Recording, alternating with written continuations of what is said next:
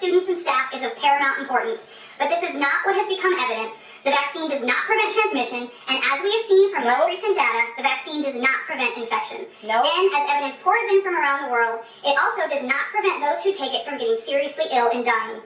Medical and research ethics dictate that informed consent requires that risks of healthcare interventions are disclosed. The experts at CDC and FDA, supposedly dedicated to vaccine safety, are not discussing the massive increase of deaths and injury reported to theirs.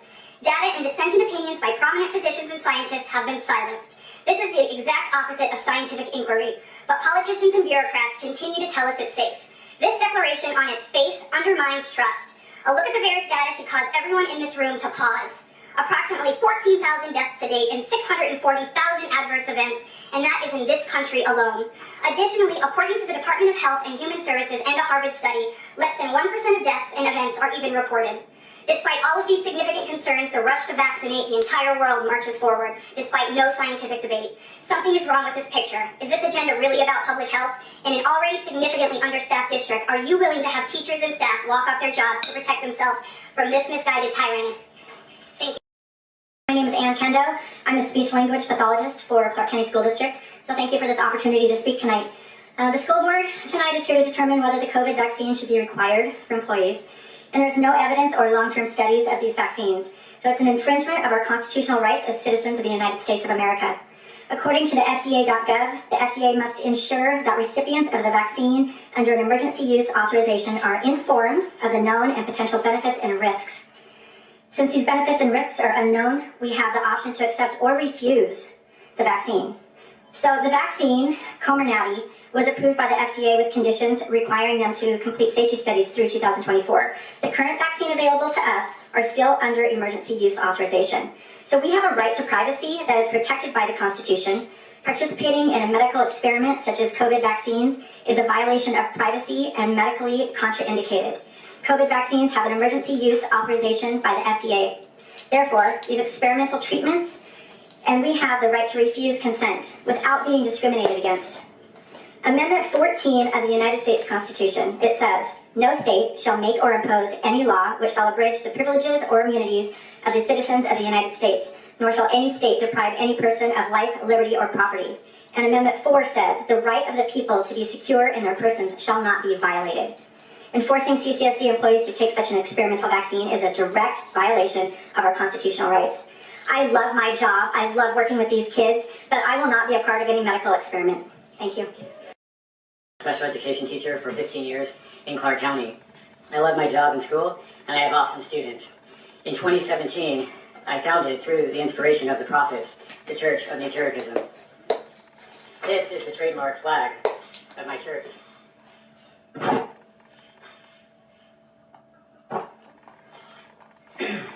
We in Turks believe that only the individual and God alone controls their bloodstream, not big pharma fascism. We in Turks are choice factors. We believe that it's your body, your choice. I want to thank each and every one of you for giving me the opportunity to present my Turks beliefs to you. I am expressing my opposition to the Clark County School District vaccine mandate. Amen. Thank you very much. Thank you, Mr. Hughes. Ms. Am I saying it wrong? I'm sorry. Is it Sabian?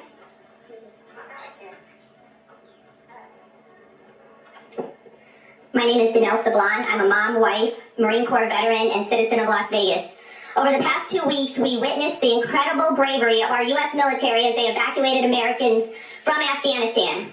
13 of our own were lost in the process, defending our way of life, freedoms that we, all as Americans, should value enormously.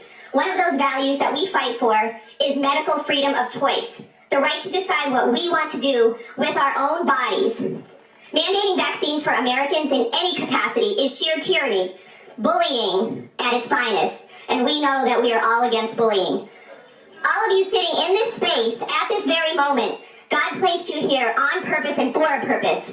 You are voting to set a precedent that will fundamentally impact our teachers' personal decisions about their own health. We don't live in a dictatorship. Every teacher and CCSD employee should retain their personal decision about their own body to take or not to take this vaccine. Have you heard about the boiling frog syndrome? The premise is that if you put a frog suddenly into boiling water, it will jump out quickly. But if that same frog is put in tepid water and then brought to a boil slowly, it will not perceive the danger and it will be cooked to death. This scenario is exactly what is happening right here, right now, not only in Las Vegas and with CCSD, but all over our great nation with vaccine mandates. It is a true slow fading of our rights as Americans. John F. Kennedy said this, we stand for freedom. That is our conviction to ourselves. That is our only commitment to each other, our only commitment. So let me ask you, will you commit? Thank you, ma'am. I'm a veteran. I served in Afghanistan. I fought for your freedoms to be here. I'm a member of Commission District B, and I'm a candidate for Congress. I'm a parent of 2 children under 7 years old, and I'm a guy who owes much to the teachers who helped me grow up. In full transparency, I pulled my children from school, and we've decided to homeschool. My wife and I did this for a number of reasons. The issue on board tonight is one of them. The government does not have the right to dictate what medical care is right for me, any more than it has the right to dictate the medical care for 32,000 teachers. That's right. Dr. Jara is not a medical doctor. You are not medical doctors. If you happen to have some medical training, you are not the doctor for 32,000 teachers in this district. I call on this board tonight to deny this authority to Dr. Jara. Again, he's not a medical authority.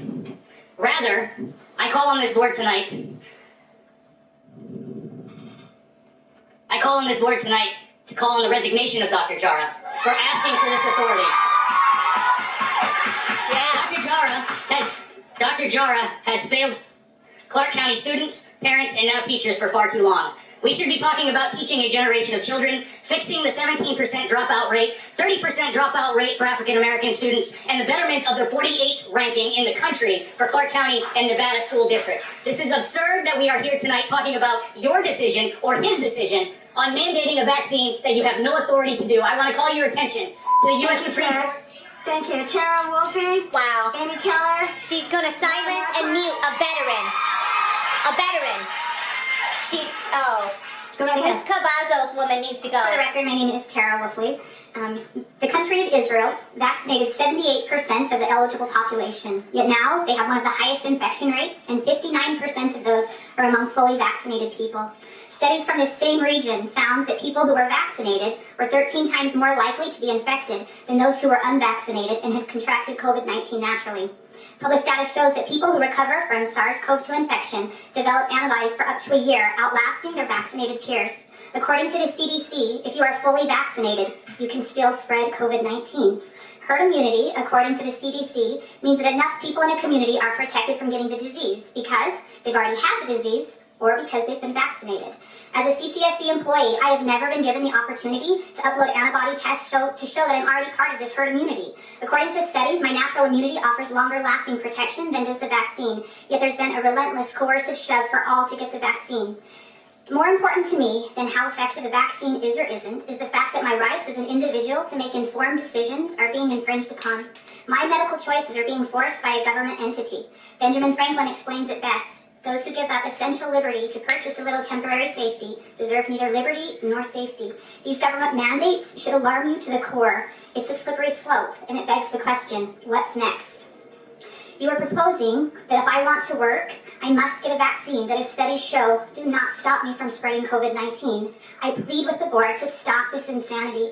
The teacher and sub shortage we are now facing will be at a crisis level. My job, I love.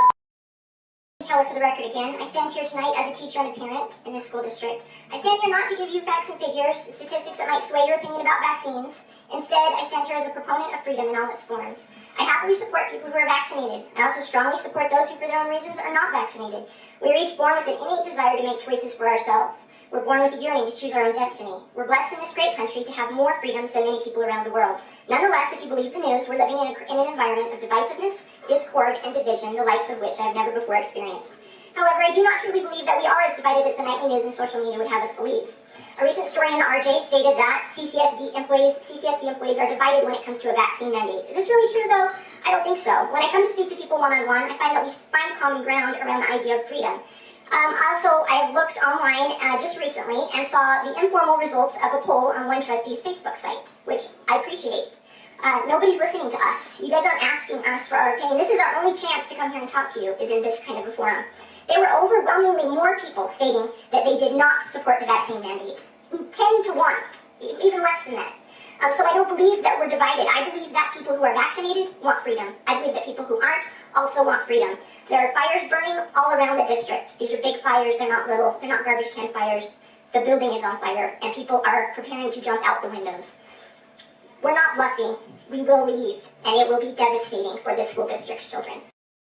News.com, that is LIFESITENEWS.com, is where you can get scientific, factual information about these so-called vaccines. Everyone should watch the 3-part video series, Stop the Shot. These shots make the injected person prone to get COVID-19 and spread it to others because the injected body has now been programmed its cells to produce the spike proteins.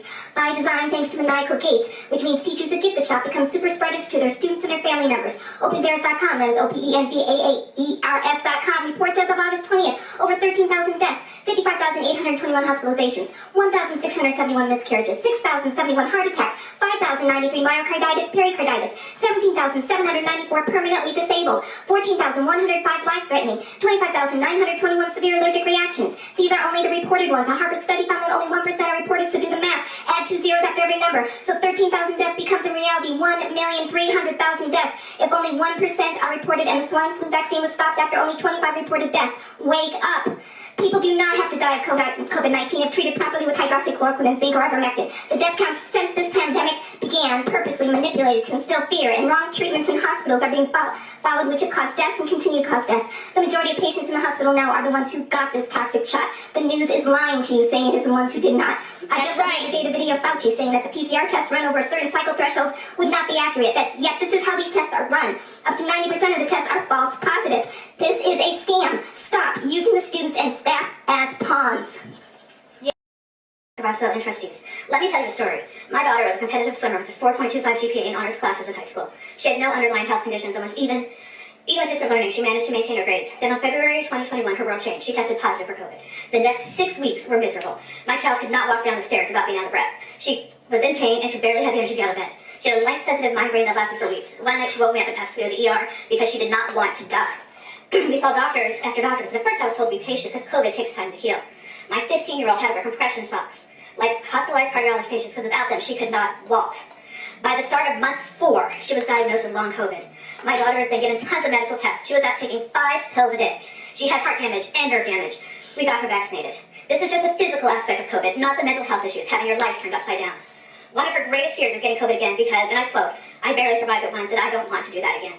She's adjusting to her new normal as school starts. She is not living in fear, and she is not living in the past. But let me emphasize this. We are on month 6 of her recovery. There is limited information on how COVID affects kids, and even less how long COVID affects kids. Studies out of the UK show that 14% of kids with COVID, even mild cases of COVID, will end up with long-term issues. We cannot lose up to 14% of our kids in the Clark County School District. In the Clark County School District, 14% of the 300,000 will be 42,000 kids. We can do better. As parents, as a school district, and as society, we need to protect our future. Please institute policies to help us do that.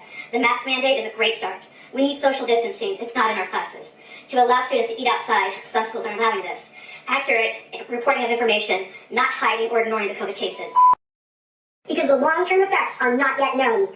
5. The heads of the CDC, FDA, and NIH provided recent testimony before Congress that only 40 to 50% of their own employees have been vaccinated. This is not inspiring confidence. And 6. For my age group, I have a 99.92% chance of surviving the illness. I will take my chances. Continuing on, I am also deeply concerned for my colleagues. I have the means to walk away from my chosen profession, and I will. But many others do not. It is egregious that CCSD would bully and coerce anyone into taking a still experimental vaccine that is currently only available via emergency use authorization, with immunity of liability to the drug companies. Some people will point out the recent approval of a Pfizer vaccine under the brand name Comirnaty, which will not be available until existing stocks have been depleted. Be aware this is not the... Thank you, ma'am. Next speaker. Demands and practice board beliefs and actions that support increased stability on the board, improve satisfaction from families in the community, and a climate for improved student learning, which I would say this board is not doing any of those things. CCSD, when I was in school, was bad, and it's even worse now. This board claims to have safety and the well-being of our students and staff in mind. Voting yes for this mandate does not have the safety and well-being of our students in mind. As many of you have said today, we are united. We do not want vaccine mandates. We do not want mask mandates. We do not want testing mandates. and we do not want you guys telling us how to live our lives. Vote no on this mandate and any other mandate.